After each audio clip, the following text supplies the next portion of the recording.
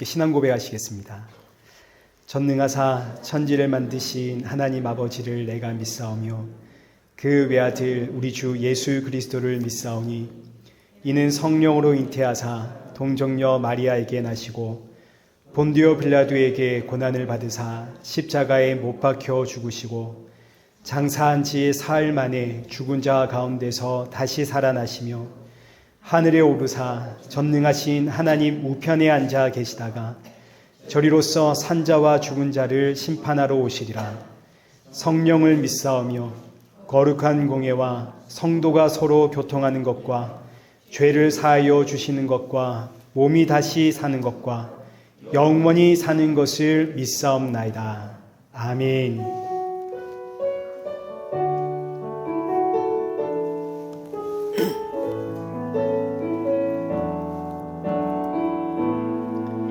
하늘의 문을 여소서 이곳을 주목하소서 주를 향한 노래가 꺼지지 않으니 하늘을 열고 보소서 이곳에 임재하소서 주님을 기다립니다. 기도의 향기가 하늘에 닿으니 주여 임재하여 주소서 이곳에 오셔서 이곳에 앉으소서 이곳에서 드리는 예배를 받으소서 주님의 이름만이 오직 주의 이름만 이곳에 있습니다. 이곳에 오셔서 이곳에 앉으소서 이곳에서 드리는 예배를 받으소서 주님의 이름만이 오직 주의 이름만 이곳에 있습니다. 우리 이 시간 예배 앞에 서 있는 내 모습을 한번 점검하시면서 오늘 이 예배가 지치고 상한 내 영혼에 담비와 같은 말씀이 예배가 되어지고 그리고 주시는 목사님의 말씀이 또 내 안에 완악한 마음을 녹이는 복된 생명의 말씀이 되어지기를 우리 함께 기도하시고 또 이 시간 함께하는 사랑하는 성도들에게도 내 옆에 계시는 분들에게도 새 힘과 위로와 안식의 예배가 되어지도록 마음을 열어주시고 은혜 부어 주옵소서. 우리 함께 기도의 자리로 나아가겠습니다. 기도하겠습니다.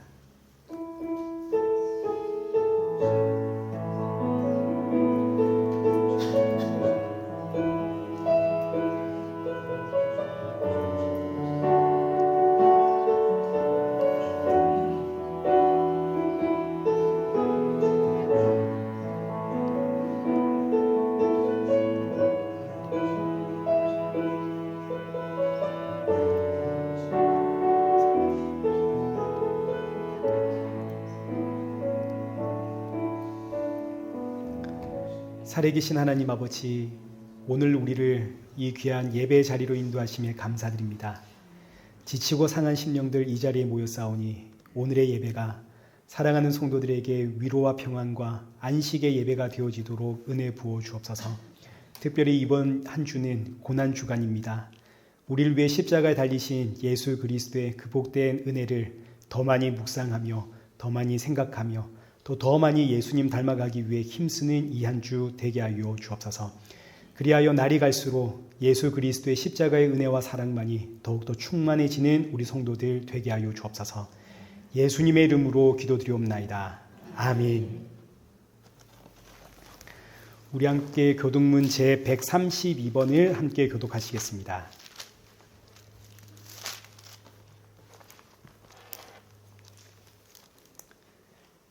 이에 예수께서 제자들에게 이르시되 누구든지 나를 따라오려거든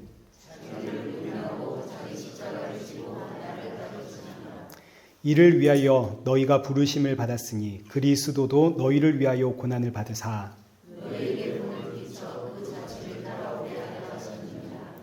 그는 죄를 범하지 아니하시고 그 입에 거짓도 없으시며 욕을 당하시되 맞대어 욕하지 아니하시고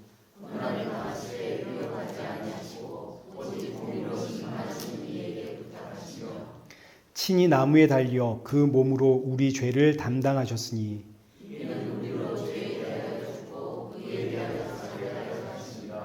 그가 채찍에 맞음으로 너희는 나음을 얻었나니 너희가 전에는 양과 같이 길을 잃었더니 이제는 너희 영혼의 목자와 감독 되신 이에게 돌아왔느니라. 아멘. 찬송가 23장 함께 찬양하시겠습니다.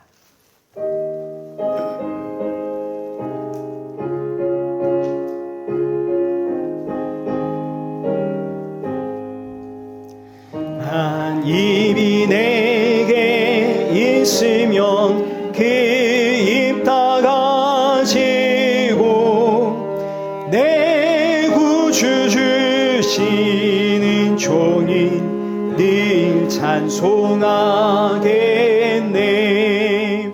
내 은혜로우신 하나님 날 도와주시고 그 크신 영광 널리 펴 다 알게 하소서. 내 주의 귀한 이름이 날 위로하시고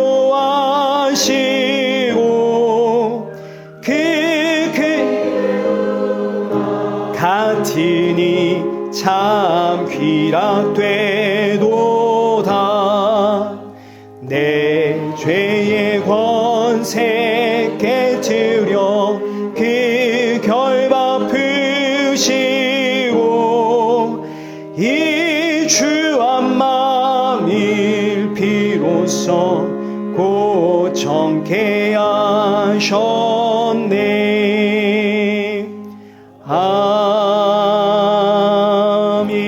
아멘. 성경 봉독하시겠습니다. 우리 오늘 보실 하나님의 말씀 시편 3편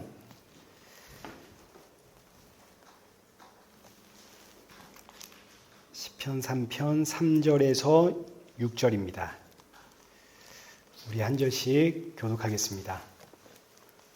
여호와여 주는 나의 방패시요 나의 영광이시요 나의 머리를 드시는 자이시니이다.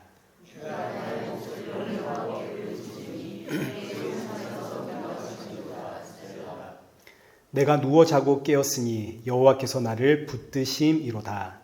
천만인이 나를 에워싸 진친다 하여도 나는 두려워하지 아니하리이다. 아멘. 네, 우리 교회 소식을 알려드리겠습니다. 우리 먼저 오늘 저희 일회교회 강사 목사님 제가 모셨거든요. 우리 이종진 목사님이십니다. 우리 이종진 목사님하고 우리 사모님이 함께 이 자리에 오셨는데 우리 큰 박수로 환영하겠습니다. 네, 감사합니다. 우리 그 이종진 목사님 저희 일회교회 1대 목사님이고 한 2년 전에 오셔서 이제 이 강단에서 설교 한번 하셨던 거 여러분 기억나시죠? 우리 이종진 목사님 한국에서 목회하시다가 이제 은퇴하시고 지난주에 돌아오셨습니다. 그래서 이제 여기서는 한국 교회에서 원주민 선교사로 파송받아가지고 이제 오셨기 때문에 이곳에서 또 이제 선교사로서의 역할을 이제 하게 될 것이고요. 저는 그 이종진 목사님에게 개인적으로 마음의 빚이 참 많이 있거든요. 제가 한 12년 전이죠. 12년 전에 이 캐나다 왔을 때 사역할 교회를 찾고 있는데 한 달 정도 이제 제가 오자마자 일회 교회가 사역자를 찾고 있는 걸 봐긴 했는데 이제 다른 교회를 찝쩍거린다고 한 달 정도 교회를 찾지 못하고 있다가 이제 왜냐하면 그때 제가 서리에 살고 있었거든요. 근데 여기 밴쿠버는 거리상 너무 머니까 생각을 안 했었는데 이제 그 이리저리 돌다가 한 달쯤 지나서 제가 이제 아직도 부교육자를 찾습니까? 이제 여쭤보려고 이제 전화를 했는데 목사님께서 다음 주부터 시작을 합시다 하시더라고요. 뭐 이거 이력서도 안 보고 사람도 안 보고 그냥 목사님께서 기도했으니까 내가 오래 기도했으니 목사님이 맞습니다. 이러고 그냥 저보고 일을 하라는 거죠. 그리고 이제 더 놀라운 거는 1년쯤 됐을까요? 갑자기 저에게 일의 교회를 맡아서 말씀을 증거해 달라는 겁니다. 제가 그리고 이제 지금까지 10년이 좀 넘게 일의 교회를 제가 이제 말씀을 증거하고 있는데, 그래서 제가 우리 목사님에게는 이제 참 감사함이 많고 마음의 빚이 많고, 또 이제 지난주에 오셨다고 했을 때에 제가 그래서 이제 오셨으니까 저희 교회를 개척하신 목사님이시기도 하고 하니까 그런 말씀을 증거해 주십시오라고 부탁을 했습니다. 자, 그래서 오늘 말씀을 증거해 주실 텐데 많은 은혜 받으시고요. 또 목사님의 선교 사역을 위해서도 기도 부탁을 드리겠습니다. 우리 다음 주는 부활절 예배가 있습니다. 그래서 성찬식을 함께 합니다. 우리 권사님들 성찬식 준비를 좀 부탁을 드리겠습니다. 또 이번 주간은 고난주간이니까요.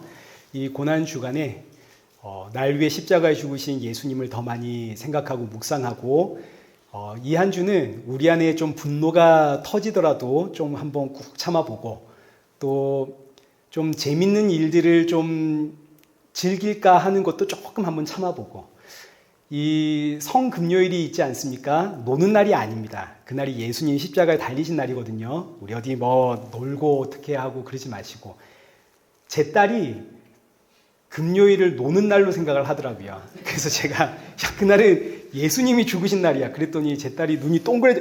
그래? 모르시는 분들이 있는가 싶어서 제가 말씀을 드렸습니다. 자, 우리 이 시간은 함께 헌금 봉헌하도록 하겠습니다.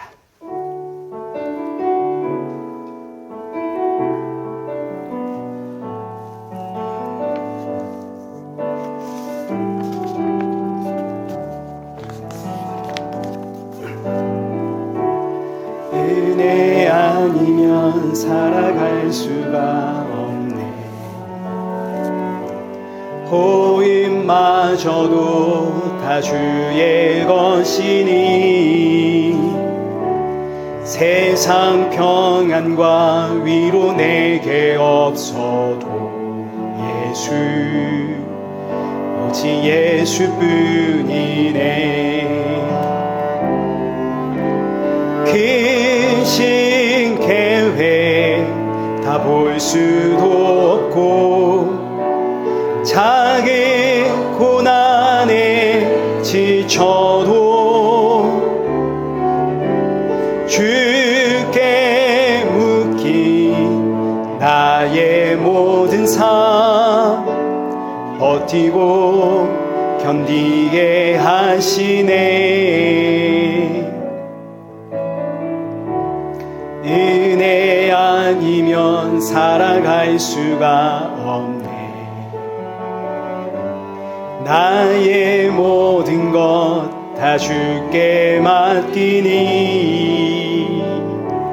참된 평안과 위로 내게 주신 주 예수, 오직 예수뿐이네. 기도하겠습니다. 살아계신 하나님 아버지, 오늘도 사랑하는 성도들 이 예배 자리에 빈손으로 나오지 않고 귀한 예물 들고 나오게 하신 감사합니다. 이 예물 준비할 때마다 날 위해 십자가에 죽으신 예수 그리스도를 꼭 기억하게 하시고 주님 앞에 드림이 나의 기쁨이 되어지고 또 나의 모든 것이 주님의 것임을 고백하는 우리 성도들 되게 하여 주옵소서. 이 시간 주시는 말씀 앞에 아멘으로 화답하며 또 주님께서 우리를 부르신 그 사명 잘 감당하는 성도가 되어지도록 은혜 부어 주옵소서. 예수님의 이름으로 기도드리옵나이다. 아멘. 이 시간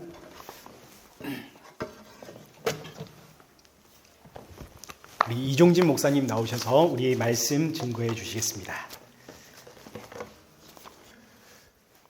여러분 반갑습니다. 우리 목사님께서 2년 전에 오셨다 그랬는데 제가 기억하기로는 작년입니다. 작년에 우리 큰딸 결혼식 때 제가 우리 결혼식 하러 왔다가 목사님 기억하고 좀 불러주셔서 제가 와서 그때 말씀 전하고 맞죠? 그래 같이 가서 12번가인가 거기 가서 같이 밥 먹었던 그런 기억도 나요. 작년입니다. 목사님 저한테 뭐 이렇게 빚이 있다 그러는데 전혀 빚이 없습니다. 빚이 없고 하나님이 하신 일이고 그 당시 목사님만큼 적임자가 없다고 판단하셨기 때문에 하나님께서 목사님 이렇게 맡기셨고 하나님은 정확하잖아요. 목사님 아니었으면 누가 봐도 보따리싸 갔을 것 같아. 내 생각할 때 이민교회 목회가 얼마나 힘든지 내가 잘 알기 때문에 우리 목사님 정도의 인내력이 있고 또 기도하는 분이니까 하나님께서 아마 이 사명 맡겼을 것이다. 저는 그런 확신이 있습니다. 동의하시죠? 예, 동의하실 겁니다. 날씨 너무 좋네요. 지난주에 제가 다시 이제 한국에서 들어왔는데 아직 시차 적응이 안 돼갖고 지금 가물가물합니다.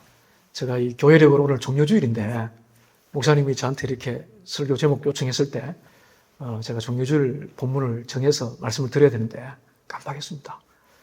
종료주일 생각도 못하고 그냥 평소에 제가 좋아하던 시편 말씀을 제가 드렸는데 뭐 하나님께서 알아서 그래도 잘 여러분들 마음을 만질 거다 그런 생각이 되십니다. 오늘 시편 3편 말씀 제가 너무 좋아하는 말씀인데 시편은 표제가 굉장히 중요합니다. 이 표제가 왜 중요하냐면 시편은 시잖아요. 시는 함축적인 의미가 있잖아요. 그 속에. 그래서 표제를 잘 읽어보면 이 시가 또 쓰여지게 된 배경이나 뭐 그런 상황들, 컨텍스트가 그 속에 잘 있기 때문에 표제를 잘 읽어보면 시를 훨씬 더 풍요롭게 읽을 수가 있잖아요. 근데 오늘 시편 3편 사실은 다 읽어야 되는데 이것도 제가 착각을 하고 3절부터 6절까지만 읽게 했습니다. 사실은 다 읽어야 되거든요. 표제 한번 볼까요? 우리 시편 3편 한번 오늘 한번 봅시다. 같이. 우리 시편 3편 말씀 표제를 한번 봤으면 좋겠는데 우리 같이 한번 읽어보겠습니다. 우리 다윗이 크게 읽어볼까요? 시작. 다윗이 그의 아들 압살롬을 피할 때 지은 시. 성경은 다 안 들고 다니시는군요. 다들 화면만 보고 예배 드리잖아요. 그죠? 아이고, 큰일 났네. 큰일 났어. 휴대폰에 좀 다 나오잖아요. 한번 보실래요? 다윗이 그의 아들 압살롬을 피할 때 지은 시. 이런 표제가 있습니다. 이 표제가 어떤 내용이냐면 사무엘하 15장에서 18장까지 그 내용이 이제 배경이 되는데 다윗이 정말 그 우여곡절 끝에 통일 이스라엘의 2대 임금이 되었잖아요. 이제는 더 이상 뭐 대적도 없고 이제는 뭐 자기를 모함하는 사람도 없고 세상에 두려울 게 없습니다. 세상을 다 가졌습니다. 무엇보다 하나님께서 자기와 함께 한다는 확신이 있으니까 다윗이 세상에 두려울 게 없죠. 그런데 우리가 잘 알듯이 어느 날 다윗이 죄를 짓잖아요. 그 우리아의 아내가 목욕하는 장면을 보고 다윗이 간음죄를 짓습니다. 그리고 이 완전 범죄를 꾸리기 위해서 또 전장터에 가 있는 우리아를 불러들여서 그 우리아 아내가 이제 임신을 했는데 임신이 자기 때문에 그런 게 아니고 그 당시에 산부인과에 있는 것도 아니고 무슨 뭐 피 검사하는 것도 있는 것도 아니고 뭐 DNA 검사하는 것도 아니잖아요. 누가 알겠어요?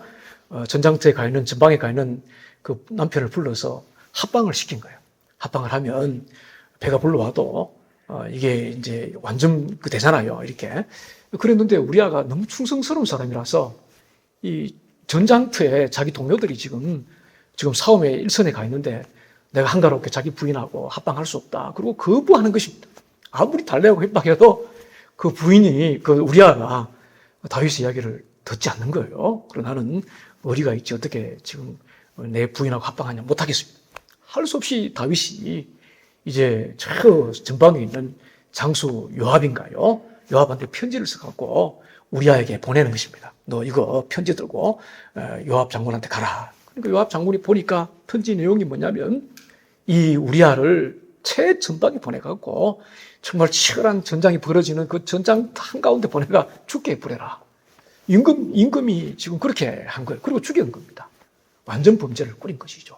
그리고 입을 싹 닫고 있었는데 우리가 잘 알듯이 나단 선지자, 주의 종 나단 선지자가 그걸 알고 다윗을 책망을 하니까 그때서야 다윗이 그냥 하나님 앞에 회개하고 또 어떤 그렇게 눈물로 회개했던 그런 내용들, 그런 내용들이 오늘 읽었던 시편이 배경이 되는 사무엘하 15장에서 18장에 관련된 그런 내용입니다.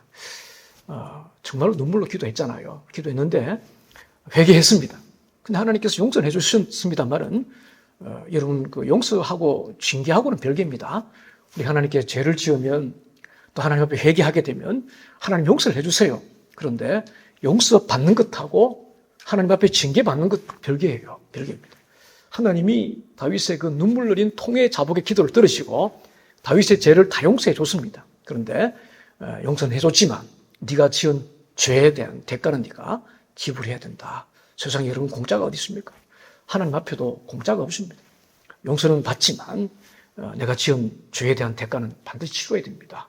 첫 번째 그 징계가 어떤 거였습니까? 다윗이 불륜으로 아들을 낳았잖아요. 그 우리아의 아내와 함께 아들을 낳았는데 그 아들이 죽는 그런 징계, 그 징계를 받았고, 두 번째 징계는 다윗이 많은 아들이 있었는데 그 아들 가운데 가장 다윗이 사랑하고 신뢰했던 아들, 큰 아들 아니죠. 압살롬이라는 아들이 있습니다. 이 압살롬이라는 아들을 가장 사랑했는데 그 아들이 자기에게 등을 돌리고 또 등에 칼을 꽂고 배신하게 되는, 배신당하는 그런 징계를 다윗이 받을 수밖에 없었죠. 그 아들에 의해서 다윗이 쫓겨가는, 이제 끝났다고 생각했습니다. 내 인생 이제는 장밋빛 인생만 펼쳐져 있을 것이다. 더 이상 이제는 대적도 없고, 이제 더 이상 시련도 없을 거고, 더 이상 아픔도 없을 것이고, 이제는 그냥 꽃길만 걸으면 된다. 말년에 행복한 인생 노년 살면 된다. 다윗이 그렇게 생각했는데 생각지도 못한 어려움이 생기잖아요. 그것도 가장 사랑하는 아들이 백주대낮에 자기 첩을 전부 강간을 시켜버립니다. 강간합니다. 수많은 백성들이 보는 앞에서 다윗의 그 첩이잖아요. 압살롬에 의하면 어머니잖아요. 어머니를 강간을 해버리고 모욕을 주는 것입니다. 그리고는 아버지를 쫓아내는 그런 장면, 그런 징계를 다윗이 노년에 받게 됐습니다. 여러분, 적도 아니에요. 원수도 아닙니다. 가장 사랑했던 아들입니다. 그 아들이 자기를 지금 쫓아내고 자기를 죽이려고 군대를 동원하고 쫓아온다는 이런 사실 참 비참하지요. 여러분, 참 고통스러운 거 아니겠습니까? 그런데 여러분, 진짜 조금 더 고통스러운 게 뭔지 아십니까? 요건 좀 감추고 싶어. 요 죄, 요 실수, 요 아픔만큼은 다른 사람들이 몰랐으면 좋겠고, 다른 사람들뿐만 아니라 하나님도 좀 몰랐으면 좋겠다. 그렇게 계속 꽁꽁꽁꽁 가슴 한켠에 숨겨놓은 그 죄, 그 죄가 이렇게 드러나요. 사람들 앞에 드러나게 돼요. 여러분, 그런 경험 있습니까? 참 견딜 수가 없이 참 부끄럽고 무서워요. 그렇습니다. 그래서 오늘 읽지 않았습니다만 1절에 보면 다윗이 그렇게 고백합니다. 여호와여, 나의 대적이 어찌 그리 많은지요. 쫓겨다니면서 지금 시를 지었는데 첫 번째 1절이 뭐냐면, 하나님, 내 대적이 어찌 그리 많은지요. 사실 다윗이 지금 잘 몰라서 그런데 원래 많았습니다. 다윗은 일평생 전장터에 살았기 때문에, 일평생 여러분 전장터에 살면 다 적이잖아요. 내 편 아니면 다 적이잖아요. 얼마나 적들이 많았습니까? 원래 많았어요. 원래 많았는데 하나님 때문에, 하나님께서 다윗을 이렇게 지켜주시고 보호해 주셨기 때문에 그 대적들이 다윗을 대적하지 못한 것입니다.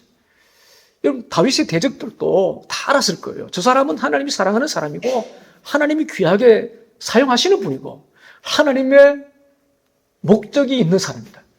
다윗을 봤을 때 다윗을 대적했던 사람들도 다윗은 함부로 손을 댈 수가 없습니다. 함부로 다윗을 욕할 수가 없는 거예요. 왜? 하나님이 함께하고 있는 것을 이렇게 볼 수 있기 때문에 그렇습니다. 자기들 눈에도 다 보이는 거예요. 하나님이 다윗을 사랑하고 계신다. 다윗에게 좀 불만이 있고 다윗을 대적하고 싶어도 막 그들은 그렇게 하지 못했을 거예요. 참고 있었을 것입니다. 꾹 누르고 있었을 거예요. 그런데 하나님께서 다윗을 지금 징계하기 시작하잖아요. 손을 대기 시작하잖아요. 그 대적들도 알고 있습니다. 아, 하나님의 손이 다윗을 떠났다. 하나님이 지금 다윗을 지금 징계하고 계신다. 하나님이 지금 다윗과 함께 하지 않고 계신다. 대적들이 다 알고 있는 것입니다. 그러니까 벌떼처럼 벌떡벌떡 일어나는 것입니다. 제가 40년 동안 목회를 했습니다. 목회하다 보면 참 힘든 사람들도 많아요. 우리 일회 교회는 그런 사람이 아무도 없습니다만은 하다 보면 자기들도 하나 열심히 하지만 목회자에게 상처가 되고 또 가시가 되고 힘이 되는 사람들이 참 많아요. 그런데 참 내가 성령이 충만해지고 자기들도 저 목사님은 하나님께서 함께 하신다. 그거 알게 되면 불만이 있고 또 이렇게 좀 뭔가 대적하고 싶어도 못해요. 저 사람 대적하다가는 큰일 난다. 그걸 알아요. 조금이라도 영성이 있는 사람들은 그걸 알아요. 전혀 뭐 기도도 하지 않고 영성이 막혀있는 사람도 그것조차도 구별 못하고 또 좀 못 가리지만 조금이라도 하나님 앞에 민감하게 서는 사람들은 그걸 잘 압니다. 대적하지 않습니다. 그런데 어느 날 하나님께서 저 사람과 함께 하지 않는다. 하나님이 저 사람 손을 떠났다. 하나님 저 사람 징계하신다. 그걸 알게 되면 벌떼처럼 일어나게 되는 것입니다. 다윗이 지금 그런 상황에 처해 있는 것입니다. 보십시오. 다윗을 추격하고 다윗을 비난하고 다윗을 대적하는 사람들이 다 누군가요? 오래전에 다윗을 향해서 사울이 죽인 자는 천천히고 다윗이 죽인 자는 만만입니다. 하나님이 다윗과 함께 하십니다. 그렇게 다윗을 칭송했던 사람들, 그런 백성들입니다. 그렇게 잘 따랐던 사람들, 신하들, 그 사람들이 하루아침에 딱 돌아서잖아요. 왠지 아십니까? 하나님이 지금 다윗의 손을 떠났다는 것을 그들도 알기 때문에 그렇습니다. 그래서 평소에는 전혀 다윗에 대해서 불평도 못하고 대적도 못하고 있다가 이제 그걸 아니까 벌떼처럼 백성들이 일어나는 것입니다. 여러분들, 우리 삶에 아무런 일이 일어나지 않는다고 해서 여러분 아무런 일이 없는 게 아닙니다. 하나님은 지금도 우리를 질병으로부터, 가난으로부터, 여러분 대적으로부터, 어려움으로부터 하나님께서 우리를 지켜주고 계시는 거예요. 동의하십니까? 그러니까 여러분 우리 주위에 아무런 일이 벌어지지 않는 것입니다. 만약에 하나님께서 우리를 지키시고 계시는데 그 손을 놔버리면요 한순간에 무너집니다. 멀쩡하던 건강에 빵꾸가 나기 시작하고요. 아무 일 없을 것 같은데 자식들에게 문제가 생기기 시작하고요. 여기저기서 여러분 빵꾸가 생기기 시작합니다. 여러분 그 한순간이잖아요. 한순간입니다. 우리 인생이 그런 거 아닙니까? 그래서 여러분 오늘 아침에 말씀을 오늘 오후군요. 아직 제가 시차 적응이 덜 된가 봅니다. 오전 오후가 지금 잘 분간이 안 되는 거 보니까 하나님께서 여러분들 눈동자같이 지키고 계시기 때문에 요 정도 건강을 지켜나가고 있고 요 정도 경제생활 누리고 있고 요 정도 여러분 생활하고 있다는 것을 여러분 좀 깨달았으면 좋겠다. 만약에 하나님이 손을 놔버리면요 여러분 삶의 여러 영역에서 빵꾸가 나게 되어 있습니다. 구멍이 뚫릴 수밖에 없는 거예요. 이걸 여러분 잘 알아야 되는 것입니다. 그런데 여러분 더 고통스러운 게 뭐냐면 2절을 읽지 않았었는데 사실 다윗에게 더 고통은 2절입니다. 2절이 훨씬 더 고통입니다. 많은 사람들이 저는 하나님께 도움을 얻지 못한다. 이것이 훨씬 더 고통스러운 거예요. 여러분 다윗 그러면 여러분 자타가 공인하는 것입니다. 저 사람은 하나님의 사람이다. 하나님이 가장 사랑하는 사람이 있다면 분명히 다윗일 거다. 다윗이라 그러면 딱 떠오르는 딱 단어가 믿음의 대명사. 자타가 다 공인하는 사람이고 하나님 마음에 합한 사람입니다. 그런데 지금 사람들이 지금 수군수군거립니다. 다윗은 하나님 앞에 버림받은 사람이다. 더 이상 하나님께서 다윗과 함께하지 않는다. 그러면서 수군수군거리면서 다윗을 저주하고 다윗을 조롱하는 거예요. 이것이 가장 여러분 비참한 거예요. 가장 비참한 것입니다. 아들에게 쫓겨다니는 것보다 더 비참한 것은 사람들이 조롱하는 것입니다.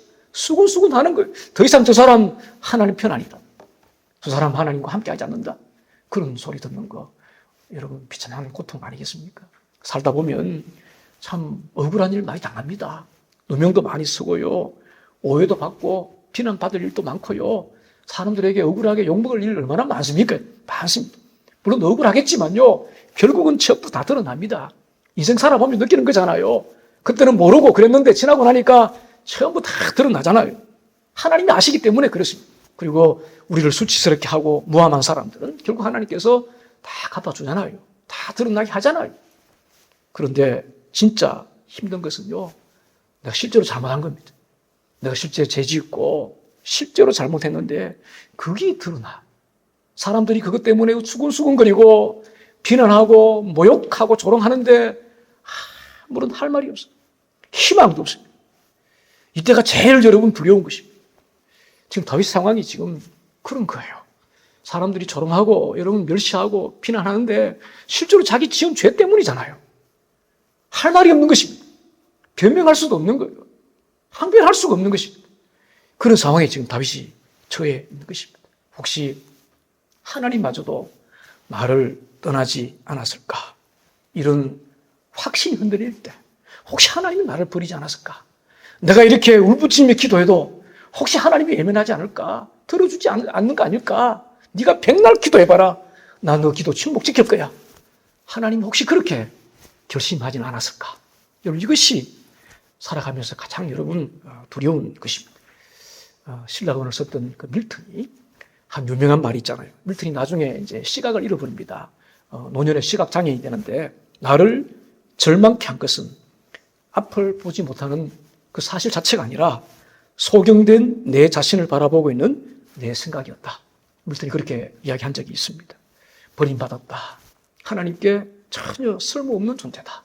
하나님 나를 지금 어떻게 생각하실까? 그런 생각들이 우리를 굉장히 두렵게 하는 것입니다. 처음에 다윗은 이 상황을 잘 이해를 하지 못했을 거예요. 그토록 자신에게 충성스러웠던 신하들 아닙니까? 그 백성들이 자기에게 절대적으로 여러분 존경을 보였고 절대적으로 그 다윗의 리더십에 들어와 있던 사람들인데, 그들이 아직도 전혀 검증 안 된 아들 압살롬에게 완전히 붙어갖고 자기를 대적하고 있다는 사실, 이 사실을 전혀 받아들이지 못했을 거예요. 사람들에게 여러분 이렇게 배신당해보면 그렇게 되죠. 근데 조금 시간 지나면서 다윗은 금방 깨달았을 거다 생각되어집니다. 이건 압살롬이 하는 일이 아니야. 이것은 하나님이 하시는 일이고 지금 내가 하나님 앞에 맡고 있는 거구나. 하나님이 지금 나를 징계하고 있는 거구나. 다윗은 기도하는 사람이니까 이해할 수 없는 상황, 이 상황에 대해서 금방 다윗은 영적으로 해석을 했을 것입니다. 그렇게 해석하지 않으면 이 상황을 다윗은 전혀 이해할 수가 없고 설명이 안 되는 상황 아닙니까?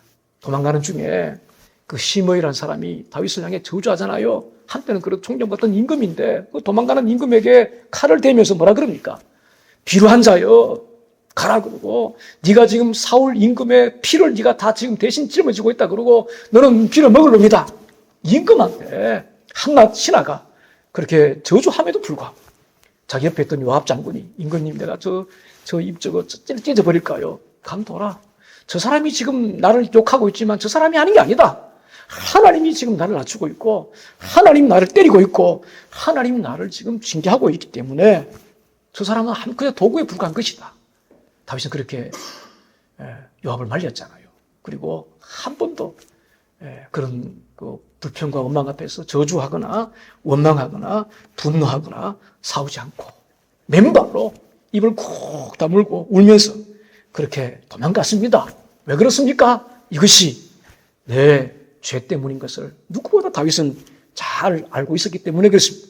지금 이 과정은 하나님 허락하신 과정이고 하나님의 징계 과정임을 다윗은 누구보다 잘 알고 있었기 때문에 그렇습니다. 이것이 결국 하나님의 사랑임을 다윗은 잘 알고 있었습니다. 물론 그 전에 기도하고 회개하고 하나님께 용서를 받았습니다. 그러나 용서하고 징계는 별개인 것을 다윗은 누구보다 잘 알고 있었기 때문에 그렇습니다. 그래서 도망가면서 4절에 다윗이 그렇게 기도하지 않습니까? 내가 나의 목소리로 여호와께 부르짖습니다. 나의 목소리로 여호와께 부르짖습니다. 여러분, 부르짖는다고 하는 게 울부짖는다는 거예요. 크라이 한다는 것입니다. 단순하게 그렇게 간구하는 그런 기도가 아닙니다. 하나님 앞에 눈물 흘리면서 통회하는 기도입니다. 여러분, 시편 51편에 다윗의 그 기도 내용이 자세히 기록되어 있는데 이렇게 되어 있어요. 실제로 보면 우슬초로 나를 정결케 하소서. 주의 얼굴을 내 죄에서 돌이키시고 내 죄악을 지워주소서. 나를 주 앞에서 쫓아내지 마시고 주의 성령을 내게서 거두지 마소서. 하나님이여 피 흘린 죄에서 나를 건지소서. 하나님 앞에 철저하게 회개했는데 나중에 그 자기가 베고 자던 그 베개가 눈물이 푹 젖을 정도로 그 죄만 놓고 하나님 앞에 그렇게 철저하게 통회 자복을 했습니다. 그 응답으로 받은 응답이 있는데 그렇게 기도했더니 하나님께서 응답해 주신 게 있잖아요. 여전히 내가 너를 사랑하고 있고 내가 너를 지금 징계하고 있지만 쫓겨 다닐 수밖에 없는 상황을 허락했지만 여전히 난 너 하나님이고 너에 대한 기대를 그대로 갖고 있어. 그러니 너 걱정하지 마. 이 금방 끝나. 하나님께서 다윗에게 위로의 응답을 그에게 준 것입니다. 상황이 바뀐 거 아무것도 없어요. 그렇게 기도했다고 해서 죽여가던 압살롬의 추격이 중단되거나 그렇게 한다고 해서 갑자기 자신의 신분이 회복되거나 전혀 그런 일은 벌어지지 않습니다. 똑같은 상황이 그대로 주어졌지만 내면에서 확신이 오는 것입니다. 하나님이 너와 함께하고 있다는 확신입니다. 그래서 다윗이 3절에 그렇게 기도하잖아요. 주는 나의 방패시고 영광이시고 나의 머리를 드시는 분입니다. 5절에 보니까 내가 누워 자고 깨었으니 여호와께서 나를 붙드시미로다. 여전히 도망자이고 내 생명이 경각에 달려있는 그런 상황은 전혀 변함이 없습니다. 언제 적들이 나를 죽일지 모르고 지금 나를 따라오고 있는 내 주위에 있는 많은 신하들 또한 자기 아들 압살롬에게 공을 세우기 위해서 언제든지 배신할 수 있는 그런 상황입니다. 어떻게 될지 모릅니다. 그럼에도 불구하고 그런 쫓겨다니는 상황 속에서도 다윗은 뭐라고 고백합니까? 하나님이 나를 지켜주시기 때문에 평안히 자고 눕고 깨어 있을 수 있습니다. 다윗이 그렇게 고백하고 있습니다. 하나님이 함께 하고 있다는 확신이 없으면 고백할 수 없는 고백을 여러분 하고 있지 않습니까? 제가 트럭 드라이버를 제가 만 3년을 했습니다. 여기 우리 이민호 집사님도 그렇고 서 집사님도 그렇고 지금 열심히 일하고 있는데 상당히 위험하잖아요. 같은 돈을 버는 잡을 가져도 이거 위험한 잡입니다. 잠깐 잘못하면 어떤 훨씬 더 위험한 그런 잡이죠. 근데 여러분 사람이 살아가면서 가장 위험한 직업 중에 하나가 뭐겠습니까? 전쟁터에 있는 거잖아요. 아니겠습니까? 전쟁터 한가운데서 여러분 전쟁터에 있는 사람보다 더 위험한 그런 여러분 삶이 어디 있겠습니까? 매 순간 화살이 위로 날아다닙니다. 여러분 화살이 여러분 임금이라고 피해갑니까? 언제 어떻게 될 줄 모르는 그런 상황입니다. 여차하면 죽을 수 있는 상황입니다. 그런 상황 속에서 다윗이 뭐라고 고백합니까? 내가 편안히 눕고 자고 깨어 있습니다. 그렇게 고백하고 있지 않습니까? 이런 상황 속에서도 하나님 나를 지키시고 계시고 나와 함께하고 있다는 확신이 없으면 절대로 여러분 다윗 이런 고백을 할 수가 여러분 없습니다. 그리고 클라이막스입니다. 결정적으로 다윗이 고백하는데 천만인이 나를 둘러싸고 있어도 하나님 저 두려워하지 않겠습니다. 천만인이 나를 둘러싸고 있어도 두려워하지 않을 것입니다. 내 주위에서 벌어지는 모든 일들 다 하나님으로부터 말미암은 것이고 하나님이 허락하시고 하나님이 주도하시기 때문에 그 결과 또한 하나님이 책임질 것이다. 이런 믿음입니다. 하나님 나를 이렇게 죽게 하시려고 그렇게 오랜 시간 동안 훈련시키시고 여기까지 인도하실 한 건 아닐 거란 확신, 하나님 나를 분명 지킬 것이라 이런 확신, 이 확신, 그런 신뢰로 다윗은 여러분 총알이 빗받치는 그 전장터 속에서도 평안함을 여러분 누릴 수가 있었던 것입니다. 하나님을 신뢰하는 사람은 그렇습니다. 삶의 태풍이 몰아쳐와도 마음의 평안을 누릴 수가 있습니다. 저와 여러분들은 어떤 분들입니까? 하나님의 자녀들 아닙니까? 제가 지난번 작년에 설교할 때 여러분 기억하신 분 계실 겁니다. 누가 우리를 여러분 신앙생활 하자고 불렀습니까? 누가 우리를 하여금 좁은 길, 순례의 길 걷자고 불렀습니까? 우리 부모님이 예수 믿었기 때문에 내가 모태신앙이라서 교회 태어나다 보니까 그냥 나온 게 아닙니다. 하나님이 우리를 불러서 함께 순례의 길, 믿음의 길 걷자고 부르신 거예요. 그 경로와 가정이 어떻든 간에 우리를 신앙생활로 부른 분은 하나님이에요. 하나님이 불렀습니다. 그러면 그 과정 속에서 일어나는 모든 여러분 상황들은 전부 하나님의 계획 속에 다 들어가 있는 거예요. 그 성공이든 그 실패든 설사 그것이 질병이라 할지라도 무서운 질병이라 할지라도 전부 하나님의 이런 계획 속에 다 여러분 들어가 있는 것입니다. 저와 여러분들은 하나님의 자녀입니다. 자식들이 조금 잘못하고 부모 마음 아프겠다고 해서 그 자식 버리는 부모는 세상에 아무도 없습니다. 절대로 버리지 않습니다. 여러분 이 사실을 붙들어야 되는 거예요. 제가 지난번에도 말씀을 드렸습니다만 우리 장로교를 붙들고 있는 칼빈의 5대 교리가 있습니다.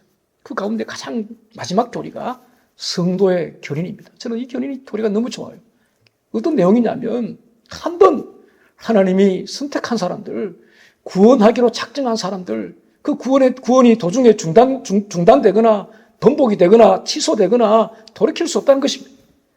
필요하다면 징계하실 거고, 필요하다면 권면하실 거고, 필요하다면 충고하시고, 때론 때릴지라도 끝까지 하나님 우리를 설득시켜서 달래셔서 치료하셔서 하나님 나라까지 데려가신다는 것입니다. 이것이 여러분 성도의 견인인 것입니다. 여러분 어떤 상황과 어떤 형편이 있든 간에 여러분 이 진리를 붙들어야 되는 거예요. 이 진리를 분명히 붙들어야 되는 것입니다. 이자가 7%대 들어가고 경기가 어렵고 이렇게 렌터비 내기도 힘들고 끙끙거리는 거 제가 한국에서 다 알고 있습니다. 다 듣고 또 보고 알고 있습니다. 그러나 그런 상황이 주어진다 할지라도 하나님 나라를 사랑하고 계시고 하나님 나에 대해서 계획을 갖고 계시고 하나님이 내 아버지시라는 사실을 확신하고 계시면요. 확신하다면 그런 상황과 상관없이 평안히 눕고 여러분 평안이 일어날 수가 있다. 그런 이야기입니다. 이런 평안, 이런 축복을 저와 여러분들이 다 누려야 되지 않겠습니까? 믿으십니까? 공감하시죠? 힘내셔. 여러분 우리한테 이런 확신이 없으면요. 어린아이가 울기만 해도 천둥 소리처럼 여러분 두려움을 가지게 될 것입니다. 이런 하나님에 대한 신뢰감이 없으면요. 확신이 없으면 한 사람만 내게 손가락질해도 여러분 넘어지게 될 것입니다. 한 사람이라도 날 비난하고 나를 모욕하고 비난하면요. 잠 못 잡니다. 끙끙거리면서 이빨 갈고 그렇게 여러분 견디지를 못하게 될 것입니다. 그러나 저와 여러분들은 이미 근본적으로 하나님 앞에 다 용서받고 이 자리에 부름받은 하나님의 자녀들입니다. 우리가 어떤 상황과 형편에 처해서도 하나님께서 함께하고 있음을 확신한다면 10,000,000명이 나를 비난해도 두려워하지 않게 될 것입니다. 우리가 잘 알고 있는 루터의 이야기입니다. 루터가 캐톨릭에서 이제 개종을 하고 종교개혁을 했을 때 막 캐톨릭에서 난리가 났잖아요. 1521년도 신성 로마 황제 칼 5세가 보름주 회의를 개최했습니다. 그 회의는 루터를 불러놓고 루터를 무릎 꿇기고 난 다음에 루터의 자기 철학, 자기 가치를 번복시키기 위해서 보름주 회의를 개최하고 루터를 저렇게 유인을 했습니다. 그때 수많은 사람들이 루터한테 가지 못하게 했어요. 너 가면 죽어. 그래 루터가 뭐라고 이야기했느냐. 마귀가 보름주 그 지붕의 기와장수만큼 많다 할지라도 나는 그 자리에 당당하게 갈 것이다. 그렇게 해서 여러분 계획을 한 적이 있습니다. 하나님께서 자신을 인정하신다는 확신, 내가 걷고 있는 이 길이 정답이라고 하는 확신, 하나님이 내 인생에 대한 계획을 갖고 있다는 사실, 이 확신에서 오는 당당함 아니겠습니까? 자유함 아니겠습니까? 하나님으로부터 용서받았다고 하는 확신, 여기서 오는 여러분 믿음인 것입니다. 여러분 사람이나 상황을 두려워해서는 안 되는 것입니다. 진짜 두려운 것은 하나님과의 관계인 것입니다. 하나님과 지금 내 관계가 어느 정도 틀어져 있는지, 어느 정도 밀접해 있는지 이것을 항상 민감하게 캐치해내고 여러분 이걸 자꾸 점검해야 되는 거예요. 이게 여러분 진짜 두려운 것입니다. 만약에 하나님께서 우리 도덕성이나 또 우리의 거룩성이나 또 그런 조건 따져가면서 사랑하신다 그랬다면 아무도 우리 중에 누구도 여러분 여러분 소망이 없을 것입니다. 하나님께서는 당신이 선택한 사람들을 무조건 사랑하기로 결단하시고 하나님 우리를 불렀다는 사실입니다. 그것이 여러분 십자가가 증거가 되는 것입니다. 우리 교회 어느 장로님께서 저한테 이렇게 고백해 주셨어요. 제가 신고하던 교회입니다. 제가 그 말을 잊지 못해서 잠깐 적어봤습니다. 목사님, 제가 지금까지 신앙생활 해보니까 어떤 어려움이 와도 내가 묻어둔 죄, 그거 다 털어놓고 하나님께 회개한 다음에 하나님의 사랑과 축복하심을 믿고 전심으로 기도하면, 목사님, 제 경험입니다. 해결되지 않은 일이 아무것도 없었습니다. 앞으로도 그럴 것입니다. 제가 살아가다가 어려움이 오고 하나님의 징계란 확신이 오면 제일 먼저 저는 제 죄를 찾을 것입니다. 그리고 죄만 놓고 하나님 앞에 철저하게 기도할 것입니다. 그렇게 고백하는 걸 듣고 제가 참 감동이 돼서 제가 적어 왔습니다. 그렇습니다. 철저한 회개입니다. 이것이 중요한 것입니다. 살다 보면 우리가 실수도 하고 하나님 마음 아프게도 하고 또 죄를 짓겠죠. 그러나 여러분 징계는 우리가 당해야 되겠죠. 죄 때문에. 그 징계는 무섭게 당하겠지만 그럼에도 여전히 하나님 우리를 사랑하고 계시고 이미 용서하셨고 하나님 나의 기도를 다 들으시고 여전히 함께 하신다는 이 믿음을 저와 여러분들이 붙잡아야 됩니다. 이것이 여러분 하나님의 마음인 거예요. 우리를 향한 하나님 아버지의 마음입니다. 자식 잘못했다고 해서 절대로 버리는 부모가 없습니다. 사랑하는 여러분, 살아가면서 징계라고 느껴지십니까? 철저히 회개하십시오. 회개 없는 복은 없습니다. 그리고 붙잡으십시오. 하나님께서 나를 사랑하셔서 죽으셨다는 사실. 그리고 그 하나님이 지금 내 안에 깊이 내주하고 있다는 사실. 그리고 그 하나님이 나를 향한 놀라운 계획을 가지고 계신다는 사실. 이것을 굳게 붙들고 허락된 또 한 주간 동안 여러 가지 힘든 상황을 걸어가겠지만 여러분 힘있게 주님과 함께 순례길 힘있게 걸어갈 수 있는 여러분 다 될 수 있기를 주의 이름으로 간절히 축복합니다. 전능하신 하나님 아버지 감사합니다. 지난 한 주간 동안 살아왔던 세상살이 돌아보면 참 변수 많고 얼마든지 사건 사고 있을 수 있는 그런 세상살이었지만 변함없는 하나님의 선하심과 인자하심으로 한 주간 저희들의 인생을 지켜주셨습니다.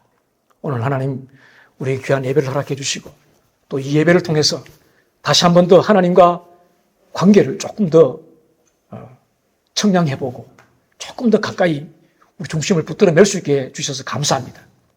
하나님 한 주간 동안 이 힘 가지고 하나님 앞에 머물러 있는 우리 이레교회 성도들이 다 될 수 있도록 하나님 도와주십시오. 어떤 상황과 어떤 형편과 어떤 처지에 있다 할지라도 나를 불러주신 신실하신 하나님에 대한 신뢰함을 놓치지 않고 확신 가지고 승리의 삶을 살아가는 우리 모든 일의 식구들이 다 되도록 하나님 축복해 주옵소서. 감사드리며 예수님의 이름으로 간절히 기도드리옵나이다. 아멘. 이제는 우리 구주 예수 그리스도의 은혜와 하나님 아버지의 무한하신 사랑과 성령의 감동 감화 교통 충만하심이 어떤 상황과 형편과 처지에 있다 할지라도 나를 사랑하신다는 이 확신, 이 신뢰함 가지고 힘든 순례의 길 힘있게 잘 걸어가기로 결단하는 이 자리에 참여한 주의 백성들 머리 위에 이래 교회 위에 지금부터 영원토록 함께 하시기를 간절히 축원하옵나이다. 아멘.